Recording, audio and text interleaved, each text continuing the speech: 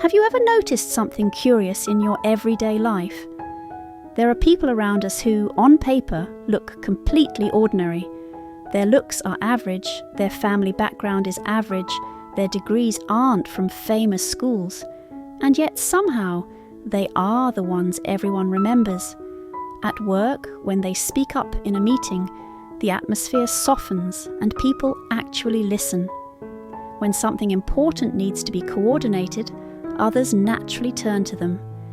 They may not be the most technically brilliant person in the room, but they are often the most trusted and well-liked. And then there is us. We might be working extremely hard in our field, studying late into the night, going the extra mile for colleagues or friends, and yet still feel strangely invisible. We do the work, we pick up the pieces, we are careful not to offend anyone, but somehow end up being seen as the reliable one, the quiet one, or even the tool person, useful but forgettable. That gap can be painful. It makes us wonder, is charisma some mysterious gift that a few lucky people are born with? Or is it something we can learn and build over time? Today, we're going to gently unpack this. Let's start by clearing one big misconception. Charisma is not a magical talent. It's a set of rare values you consistently bring into other people's lives. We often imagine charisma as something very grand, extraordinary intelligence, perfect features, or dazzling social skills. But in today's world, you can open your phone and instantly find countless people who are smarter, more attractive, and more entertaining than you and me. So what truly makes an ordinary person shine? Often, it's not the things everyone dreams of, but the things almost no one is willing to practice. Small behaviours, quiet choices, deeply anti-instinct qualities. They are rare, and precisely because they are rare, they become precious. And whatever is precious is often perceived as charming or magnetic. If we put it in simple terms, charisma can be understood as 3 kinds of value that you steadily offer to the people around you: emotional value, reliability value, and growth value. Let's walk through them one by one. Many people think emotional value means being funny, witty, or the life of the party. But true emotional value is not about telling jokes.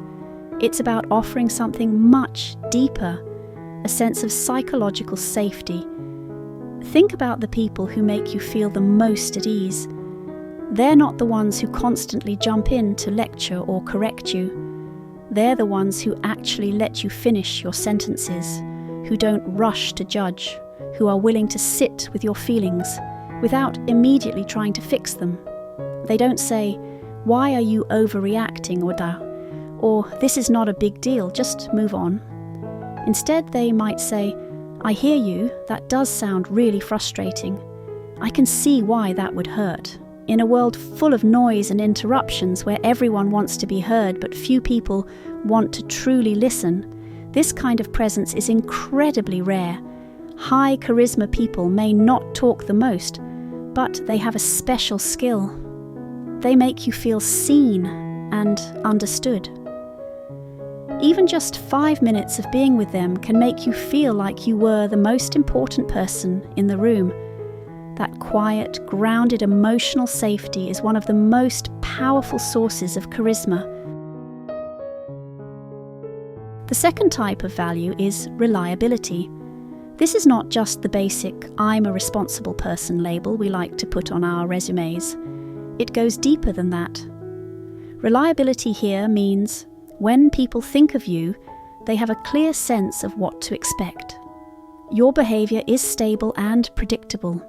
For example, if you say, "I'll get back to you tomorrow by 10 a.m, you actually show up at that time. Even if the answer is, "I'm still working on it." If you're going to be late, you don't send a message 1 minute before the meeting. You let people know early. Studies on trust in business relationships suggest that timeliness and clarity of response often matter more for trust than whether the result is perfect. Why? Because in a fast-paced, high-pressure world, everyone is carrying their own uncertainties. A person who is consistent and dependable dramatically lowers the mental cost of working or interacting with them, and that, in itself, is a form of charisma. Think about it. No matter how funny or impressive someone is, if you can never count on them, you will slowly stop trusting them. Charisma isn't just about charm on the surface. It's about whether people feel safe placing things in your hands. The third key element is growth. Have you ever met someone who keeps giving you the feeling that they're still becoming a better version of themselves? Maybe each time you meet them, you discover something new. A book they've been thinking about, a skill they're learning, a habit they've improved, a reflection they've made about themselves. You get the sense that their life is not a closed circle, but an unfolding journey.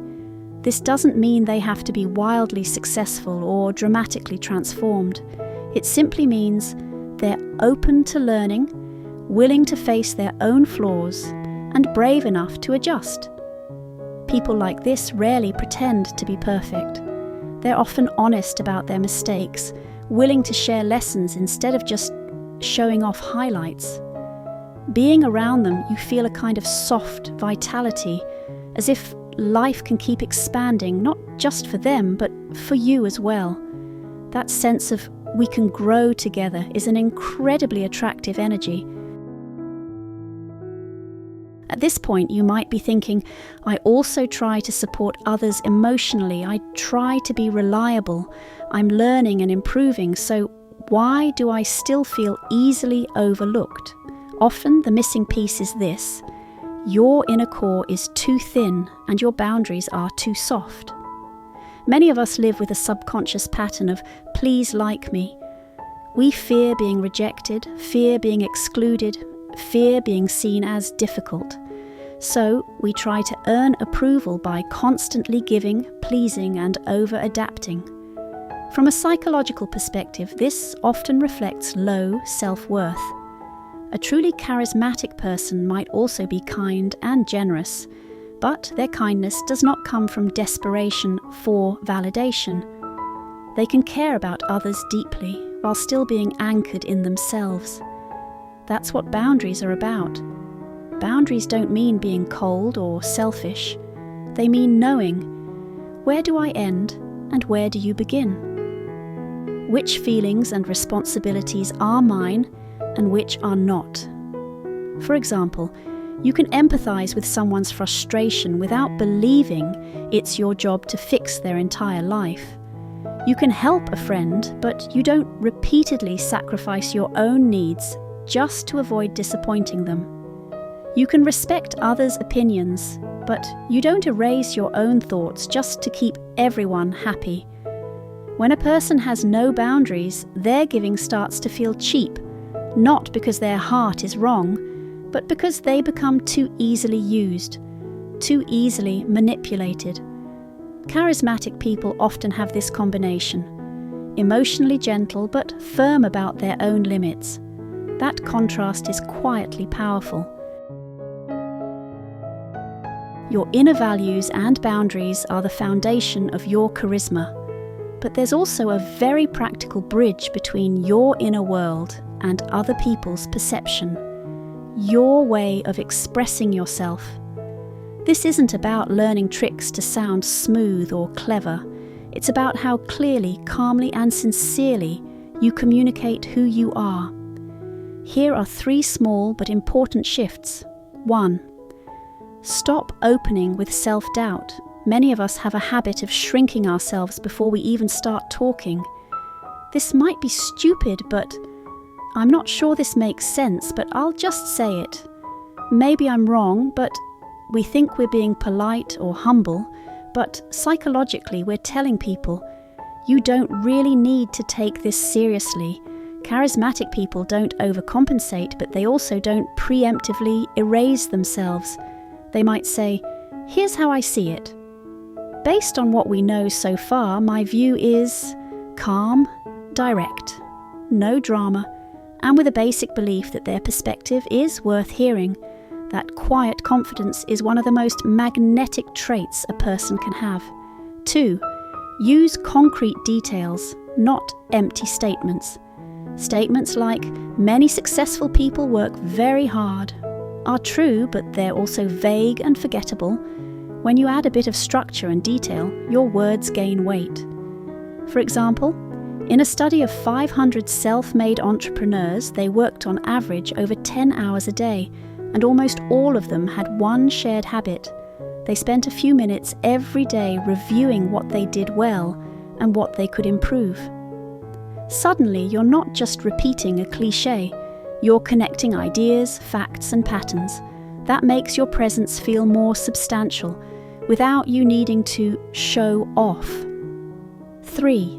Let your pacing and tone carry your message. Charisma isn't just what you say, it's also how your voice carries it. You don't need a perfect radio voice, but small adjustments make a big difference.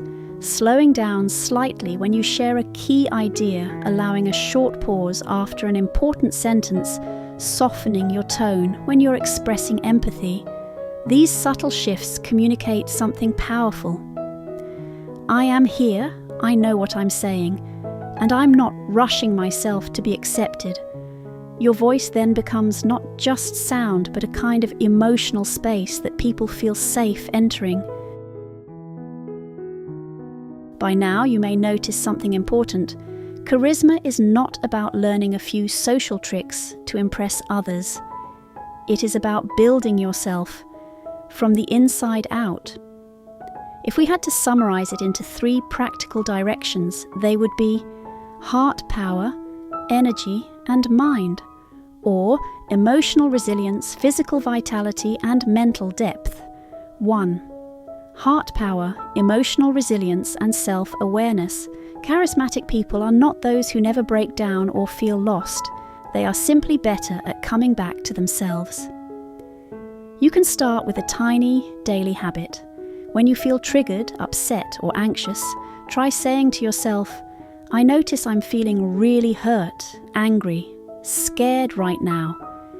This is how I feel, but it is not the whole truth of who I am or what my life will become."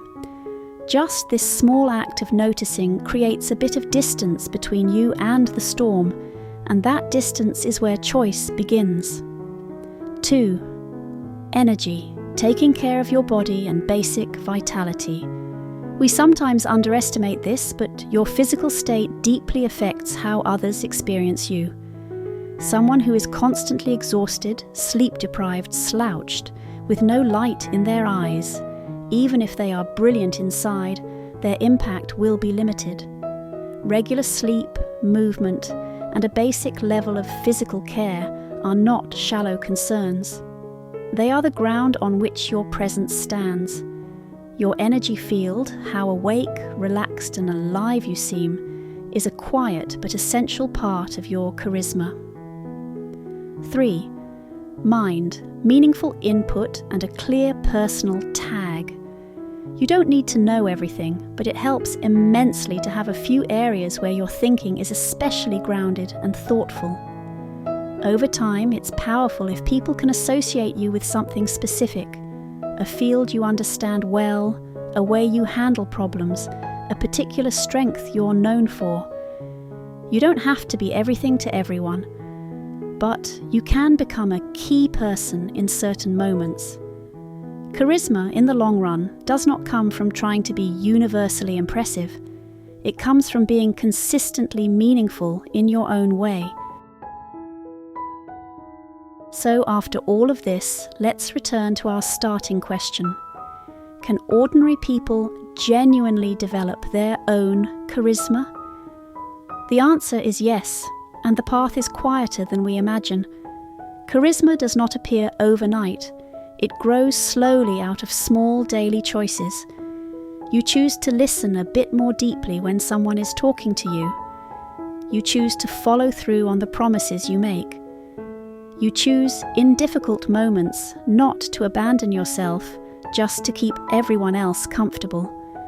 Step by step, These choices shape a different version of you, not a louder version, not a more dramatic version, but a steadier, warmer, clearer version.